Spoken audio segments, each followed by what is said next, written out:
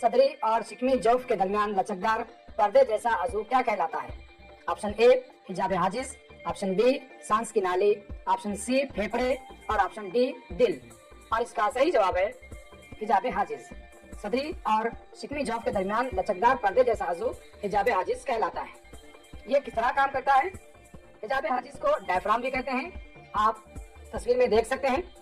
حجاب حاجز جب نیچے کی جانب سرکتا ہے تب سانس کے ذریعے ہوا ناک کے راستے سانس کی نالی اور اس کی شاخوں سے آگے ہوا کی تھیلیوں میں داخل ہوتی ہے۔ حجاب حاجز جس کو پردہ شکم بھی کہا جاتا ہے، جب اوپر کی جانب سرکتا ہے تو سانس چھوڑنے کے ذریعے ہوا خارج ہوتی ہے۔ اگلا سوال ہے، خون میں آکسیجن اور کاربن ڈائی آکسائڈ کا لین دین جسم کے کس عضو میں ہوتا ہے؟ آپشن اے سانس کی نالی، آپشن بی ہوا کی تھیلیاں، آپشن سی گردے اور آپشن ڈی ہے دل۔ آپ چاہیں تو سوال کے جواب کو منتخب کرنے کے لیے ویڈیو کو پاز بھی کر سکتے ہیں، اور اس کا صحیح جواب ہے ہوا کی تھیلیاں۔ خون میں آکسیجن اور کاربن ڈائی آکسائڈ کا لین دین جو ہوتا ہے وہ ہوا کی تھیلیوں میں ہوتا ہے۔ اس کا ایک پروسیس ہے، ہوا جو ہی ہوا کی تھیلیوں میں پہنچتی ہے، ہوا کی آکسیجن ہوا کی تھیلیوں کے اطراف پائے جانے والی خون کی باریک نالیوں میں داخل ہوتی ہے اور خون کے ذریعے جسم کے تمام حصوں میں بہا کر لے جاتی ہے۔ اس وقت جسم کے تمام حصوں سے خون کے ساتھ آئی ہوئی کاربن ڈائی آکسائڈ ہوا کی تھیلیوں میں موجود ہوا میں مل جاتی ہے۔ سانس چھوڑنے پر وہ جسم سے باہر خارج ہوتی ہے۔ اس طرح ہوا کی تھیلیوں میں آکسیجن اور کاربن ڈائی آکسائڈ کا لین دین ہوتا ہے۔ اگلا سوال ہے، حسب ذیل پھیپھڑوں کے لیے نقصان دہ کیمیائی شے سگریٹ اور تمباکو میں موجود ہوتی ہے؟ آکسیجن، نکوٹین، میتھین یا سیسا؟ اور اس کا صحیح جواب ہے نکوٹین۔ نکوٹین سگریٹ اور تمباکو میں موجود ہوتی ہے جو پھیپھڑوں کے لیے نقصان دہ ہوتی ہے۔ پھیپھڑوں کے لیے اور جو نقصان دہ چیزیں ہیں وہ ہوا میں موجود زہریلے مادے بھی ہوتے ہیں۔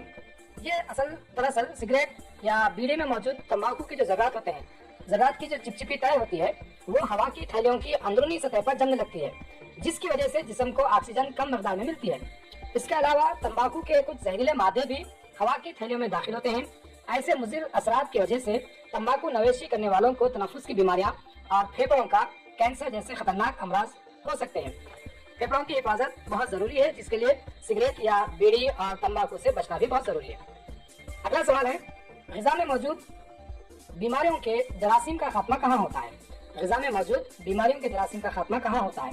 چھوٹی آنت میں، بڑی آنت میں، موری میں یا معدے میں؟ اور اس کا صحیح جواب ہے معدہ۔ غذا میں موجود بیماریوں کے جو جراثیم ہوتے ہیں اس کا خاتمہ معدے میں ہوتا ہے۔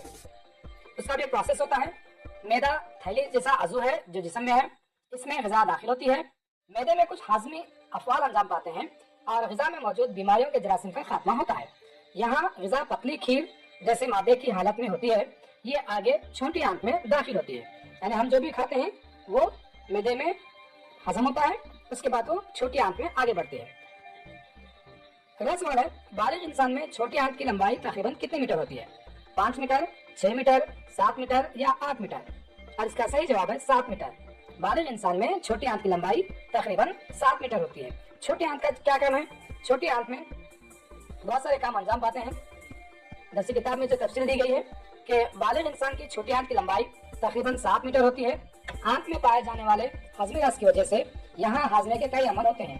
یہاں کچھ غدود کے افرازات ہاضمے میں مدد دیتے ہیں۔ ہاضمے سے جسم کے لیے فائدہ مند اشیاء تیار ہوتی ہیں جو خون میں جذب ہوتی ہیں۔ بچے ہوئے مادے بڑی آنت میں جاتے ہیں۔ اگلا سوال ہے، بالغ انسان میں بڑی آنت کی لمبائی تقریباً کتنی ہوتی ہے؟ 1 میٹر، 1.5 میٹر، 2 میٹر یا 3 میٹر؟ اور اس کا صحیح جواب ہے 1.5 میٹر۔ بالغ انسان میں بڑی آنت کی لمبائی تقریباً 1.5 میٹر ہوتی ہے۔ یہاں پر بچے ہوئے مادوں میں موجود کافی پانی یہاں پر جذب ہوتا ہے اور بڑی آنت میں فضلہ تیار ہوتا ہے جو اموات مستقیم میں جمع ہوتا ہے۔ یہاں یہ فضلہ کچھ وقت کے لیے جمع رہتا ہے۔ اگلا سوال ہے، جسم کا سب سے سخت مادہ کون سا ہے؟ زبان، ہڈی، بال یا انیمل؟ اور اس کا صحیح جواب ہے انیمل۔ دانتوں پر انیمل یعنی مینا نامی مادے کا غلاف ہوتا ہے۔ انیمل جسم کا سب سے سخت مادہ ہے جس کی وجہ سے دانت کے اندرونی نازک حصوں کی حفاظت ہوتی ہے، لیکن باقاعدگی سے دانتوں کی صفائی نہ کی جائے تو یہ انیمل بھی برباد ہو جاتا ہے اور دانتوں کو کیڑا لگ جاتا ہے۔ اگلا سوال ہے، حسب ذیل کی وجہ سے آکسیجن گیس خون میں شامل ہوتی ہے؟ ہضمی نظام، اخراجی نظام، تنفسی نظام یا عضوی نظام؟ اور اس کا صحیح جواب ہے تنفس نظام۔ تنفسی نظام کی وجہ سے آکسیجن گیس خون میں شامل ہوتی ہے۔ یہ سوال دراصل जिस्म में तवन्नाई के दाखिले के से मुताल्लिक़ जो पैराग्राफ है उससे लिया गया है कि जिस्म में तवन्नाई किस तरह आती है। तो पहला जो मरहला है वो ये है कि ऑक्सीजन गैस खून में शामिल हो जाती है। उसके बाद हाजमे के दौरान तैयार होने वाले मादे भी खून में शामिल होते हैं और खून के साथ जिस्म के तमाम हिस्सों तक पहुंचते हैं। उनमें से चंद मादे जिस्म के लिए ईंधन का फेल अंजाम देते हैं। हवा के ऑक्सीजन खून के साथ जिस्म के तमाम हिस्सों में पहुंचते ही यहाँ ऑक्सीजन की मदद से मादों का धीमा एहतराक होता है और जिस्म को तवन्नाई मिलती है। जिस्म के तमाम हिस्सों में पैदा होने वाली यही तवन्नाई जिस्म के तमाम अफ़आल की अंजाम देने के लिए मुफीद साबित होती है। अगला सवाल है, जिस्म में हम आहंगी कायम रखने का काम कौन अंजाम देता है? हज़मी निज़ाम, अज़बी निज़ाम, तनफ़ुसी निज़ाम या दौरान खून का निज़ाम? और इसका सही जवाब है अज़बी निज़ाम। अज़बी निज़ाम जिस्म में हम आहंगी कायम रखने का काम अंजाम देता है। हम आहंगी क्या होती है? दरअसल जिस्म के तमाम किस्म के काम मुनासिब वक्त और मुनासिब अंदाज में अंजाम पाए, इसी को हम आहंगी कहते हैं।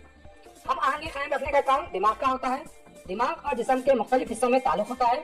इसके लिए वो एक दूसरे से इत्तला पहुंचाने वाले अनगिनत रेशों के जरिए जुड़े होते हैं। उन्हें असबी रेशे कहते हैं। दिमाग और असबी रेशों को मजमूई तौर पर असबी निज़ाम कहते हैं। असबी निज़ाम जिस्म में हम आहंगी कायम रखने का काम करता है। अगला सवाल है, जिस्म को सहारा देना और अहम आज़ा की हिफाजत करने वाला निज़ाम कौन सा है?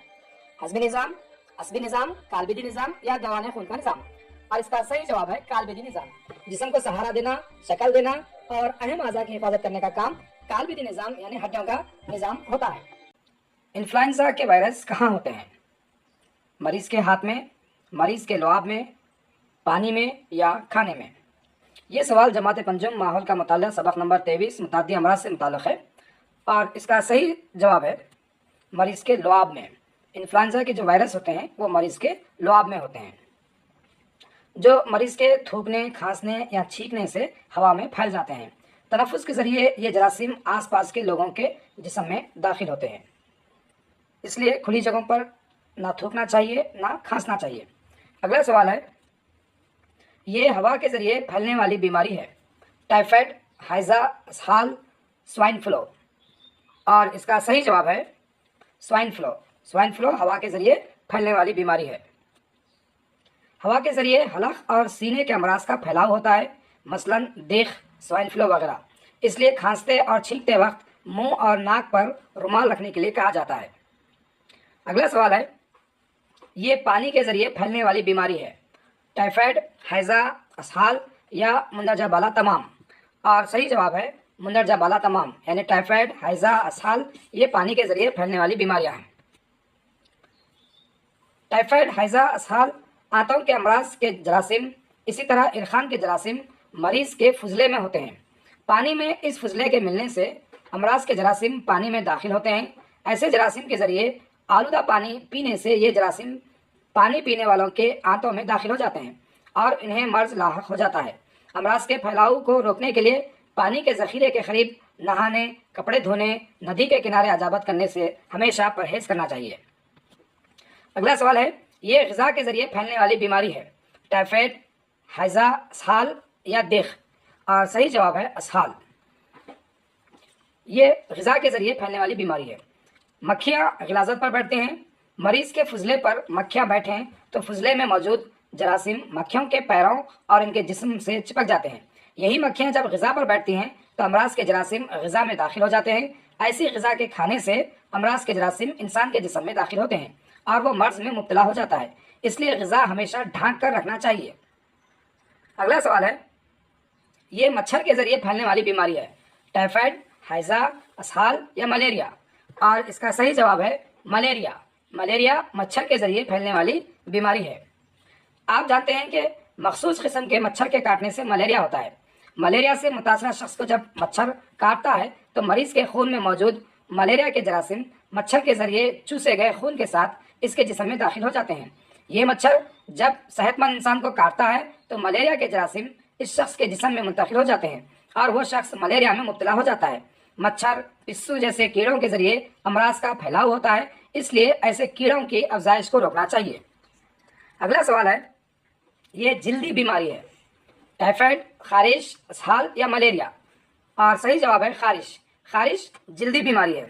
खारिश के अलावा दाद भी जल्दी मर्ज है। इनके जरासीम जिल्द पर परवरिश पाते हैं। ऐसे मरीज़ की जिल्द को छूने से یا اس کے کپڑے استعمال کرنے سے دوسروں کو بھی وہی جلدی مرض ہو سکتا ہے، اس لیے ایک دوسرے کے بغیر دھلے ہوئے کپڑے استعمال نہ کریں۔ اگلا سوال ہے، لوگ ایک ہی وقت میں کسی متعدی مرض میں مبتلا ہوں تو اس کو کیا کہا جاتا ہے؟ عام مرض، مرض کی وبا، یا جان لیوا مرض، یا فلو؟ اور اس کا صحیح جواب ہے مرض کی وبا۔ لوگ ایک ہی وقت میں کسی متعدی مرض میں مبتلا ہوں تو اس کو مرض کی وبا کہا جاتا ہے۔ انفلوئنزا، آشوب چشم جیسے امراض کے جراثیم ہوا کے ذریعے تیزی سے پھیلتے ہیں، اس لیے ایک ہی وقت کئی لوگ ان امراض میں مبتلا ہو سکتے ہیں۔ کسی عوامی ذخیرے کا پانی ہیضہ جیسے مرض کے جراثیم کے ذریعے آلودہ ہو تو اس پانی کو پینے والے تمام لوگوں کو ہیضہ ہونے کا اندیشہ رہتا ہے۔ کسی جگہ بہت زیادہ مچھر ہوں تو وہاں کئی افراد ملیریا میں مبتلا ہو سکتے ہیں۔ کسی مقام پر کئی لوگ ایک ہی وقت میں کسی متعدی مرض میں مبتلا ہو جائیں تو اسے مرض کی وبا کہتے ہیں۔